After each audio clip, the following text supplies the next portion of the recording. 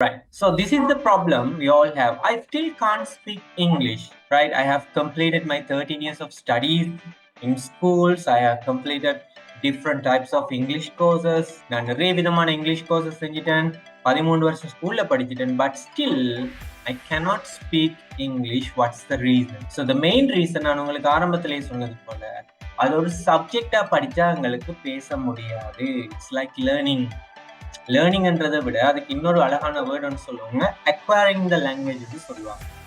லேர்னிங்ன்றது something different, அக்வயரிங்ன்றது something different. தமிழ்ல பார்த்தோம்னா ரெண்டுக்கும் ஒரே மீன் தான். ஒன்று கற்றுக்கொள்றன்ற மீனிங்ல வருது, பெற்றுக்கொள்றன்ற மீனிங்ல வருது.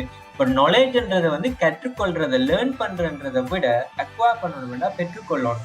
அப்ப அதை அக்வயர் பண்றது தான் நானுங்க இங்கிலீஷை இங்கிலீஷ்னு மாத்திரம் இல்ல, இப்ப நான் இங்கிலீஷ் படிக்கிறதுக்கு இங்கிலீஷை மென்ஷன் பண்றேன். அந்த நாலேஜை நீங்க அக்வயர் பண்ண வேண்டும். You cannot learn the language, you have to acquire the knowledge. அந்த அறிவு, அந்த மொழி சம்பந்தப்பட்ட அறிவு நீங்க பெற்றுக்கொள்ள வேண்டும்.